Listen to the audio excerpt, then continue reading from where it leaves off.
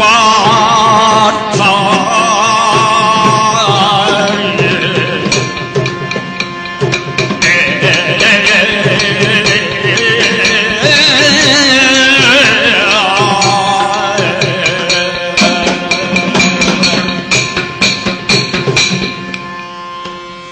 ಧನಂಜಯ. ಬರೀ ಹಣ ಸಂಪಾದನೆ ಮಾಡ್ತೀನಿ ಅಂತ ಹೆಸರು ಬಂದದ್ದಲ್ಲ ನಿನಗೆ. ನೀನು ಪರಪುರಂಜಯನೂ ಹೌದು, ರಿಪುಂಜಯನೂ ಹೌದು. ಸ್ವಕೀಯವಾದ ಪರಾಕ್ರಮದ ಶಿಖೆಯಿಂದ ಕೀರ್ತಿ ಶಿಖರವನ್ನು ಏರಿ ನಿಂತ ಪ್ರತಾಪಿ ನೀನು, ಪರಾಕ್ರಮಿನಿ. ನಿನ್ನ ಧಮನಿಯಲ್ಲಿ ಹರಿಯುತ್ತಿರುವುದು ಶುದ್ಧ ಚಂದ್ರವಂಶೀಯವಾದ ರಾಜ ರಕ್ತ.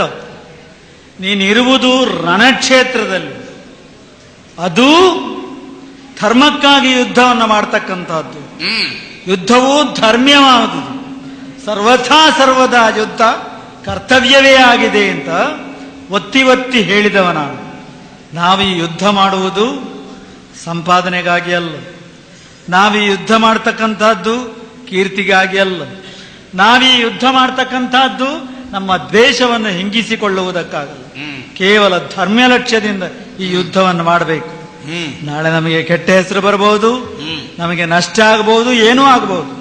ಲಾಭ ಲಾಭ, ಮಾನ ಮಾನ, ಜಯ ಜಯ ಇದಲ್ವೇ ಅಲ್ಲ. ನಿಯತಂ ಕುರು ಕರ್ಮತ್ವಂ ಕರ್ಮಜ್ಯಾಯೋ ಹಿ ಅಕರ್ಮಣ.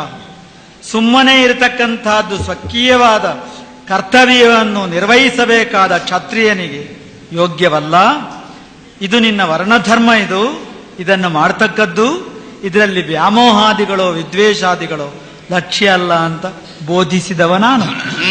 ಈ ಬೋಧನೆಯನ್ನು ಕೇಳಿ ನಾನು ಯುದ್ಧವನ್ನು ಮಾಡ್ತೇನೆ, ಸ್ಮೃತಿರ್ಲಬ್ಧ, ನಾನೀಗ ಸಂಪೂರ್ಣವಾದ ವಿಚಾರವನ್ನು ತಿಳಿದವನಾಗಿದ್ದೇನೆ, ಇನ್ನು ನಾನು ಹೆಜ್ಜೆಯನ್ನು ಹಿಂದೆ ಕೆಡುವ ಪ್ರಶ್ನೆಯೇ ಇಲ್ಲ ಅಂತ ಹೇಳಿದವ ನೀನು. ಇದಿಷ್ಟು ಇದೇ ಕ್ಷೇತ್ರದಲ್ಲಿ ನಡೆದ ವಿಷಯ ಇದು. ಏನಯ್ಯ ಇದೆಲ್ಲ ನಿನಗೆ ಮರೆತು ಹೋಗುವಷ್ಟು ದೊಡ್ಡ ಚಿಂತೆ ಬಂದು ಏನು ನಿನ್ನನ್ನು ಅಂಟಿಕೊಂಡಿತೋ ನನಗೆ ಗೊತ್ತಾಗುವುದಿಲ್ಲ. ಚಿಂತೆ ಹಾಗೆ ಬಂದರೆ ದೊಡ್ಡದಲ್ಲ, ಮನುಷ್ಯರಿಗೆ ಚಿಂತೆ ಬರ್ತದೆ. ಆದ್ರೆ ನೀನು ಕೇವಲ ನರ ಅಲ್ಲ, ನೀನು ಪಾರ್ಥ, ನೀನು ಪೃಥಾಪುತ್ರ. ನೀನು ತನ್ನ ಬದುಕಿನಲ್ಲಿ ಬಂದಿರುವ ಸಕಲ ಸಂಕಷ್ಟಗಳನ್ನು ಆತ್ಮಸ್ಥೈರ್ಯದಿಂದ ಎದುರಿಸಿ ಕೇವಲ 5 ಕಿಡುಗಳಾಗಿದ್ದ ನಿಮ್ಮನ್ನು ಪ್ರಪಂಚವನ್ನೇ ಬೆಳಗುವ ಪುಣ್ಯ ಜ್ವಾಲಾಗ್ನಿಯನ್ನಾಗಿ ನಿರೂಪಿಸಿದ ಕುಂತಿ. ಅವರ ಮಗನಿ ಹೆತ್ತವರು, ಅವಳು ಹೆತ್ತದ್ದು ತುಂಬ ಮಂದಿಯನ್ನು ಹೆತ್ತಿದ್ದಾಳಾದರೂ ಪಾರ್ಥ ಎಂಬ ಪ್ರಸಿದ್ಧಿ ನಿನಗಲ್ವ ಬಂದದ್ದು. ನೀನೇ ಅಲ್ವ 3 ಲೋಕದ ಗಂಡ ಅಂತ ಅನ್ನಿಸಿಕೊಂಡವ. ಈ ಹೊತ್ತು ಯುದ್ಧಾಭ್ಯಾಸವನ್ನು ಮಾಡುವ ತರುಣರೆಲ್ಲರೂ ಮೊದಲಿಗೆ ಹೇಳಬೇಕಾದ ಹೆಸರು ನಿನ್ನದ್ದೇ ಅಲ್ವ. ನಾಳೆ ಈ ಕಥೆಯವರಿಗೆ ಗೊತ್ತಾದ್ರೆ ಹೇಗಾಗುವುದು? ಯುದ್ಧ ಭೂಮಿಯಲ್ಲಿ ಯುದ್ಧ ಮಾಡುತ್ತಿದ್ದಂತಹ ನೀನು ಇದ್ದಕ್ಕಿದ್ದ ಹಾಗೆ ಈಗ ಬಿಲ್ಲ ನೆಟ್ಟಿಯಲ್ಲ. ಎದುರಿಗೆ ಯಾರಿದ್ದಾರೆ? ಯಾರ ಎದುರಿಗೆ? ನಿನ್ನ ಎದುರಿಗೆ. ಮುಂದೆ ಕಾರಣನೆಂಬ ಧೂತ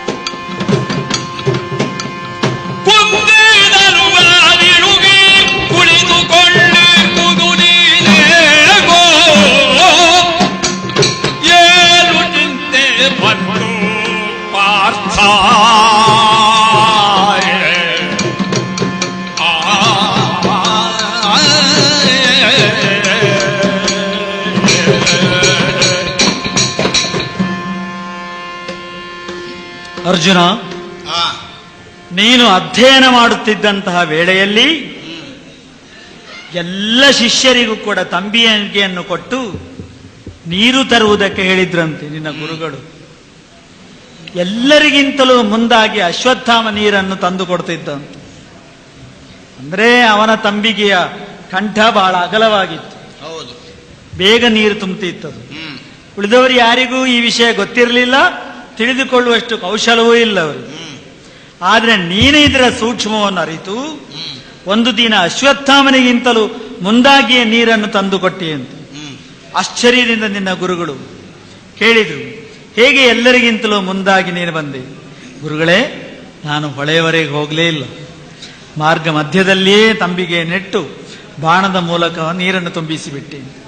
ಆಗ ಹೇಳಿದ್ರಂತೆ ಆಚಾರ್ಯರು, ಅಪ್ಪ, ನನ್ನ ಮಗನನ್ನು ನಿನಗಿಂತಲೂ ತೀಕ್ಷ್ಣಮತಿಯನ್ನಾಗಿ ಕುಶಲ ಕರ್ಮಿಯನ್ನಾಗಿ ಮಾಡಬೇಕು ಎಂಬ ಸ್ವಾರ್ಥ ಈ ಕ್ಷಣದವರೆಗೆ ನನಗಿತ್ತು. ಹ್ಮ್ ಇನ್ನೆಲ್ಲ ಹ್ಮ್ ನೀನು ಪುತ್ರನಿಗಿಂತಲೂ ಅತಿಶಯನಾದವನು, ಆ ವಾತ್ಸಲ್ಯದಿಂದ ನೋಡ್ತೀನಿ.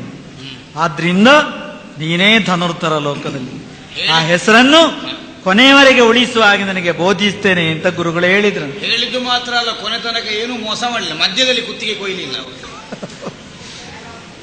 ಓಹೋ, ಮಧ್ಯದಲ್ಲಿ ಕುತ್ತಿಗೆ ಕೊಯ್ಲಿಲ್ಲ. ಅಲ್ಲ, ಹೇಳಿಕೊಟ್ಟಿದ್ದಾರೆ. ಗೊತ್ತಾಯ್ತು ಇದು ಕೆಲವರು ಮಧ್ಯದಲ್ಲಿ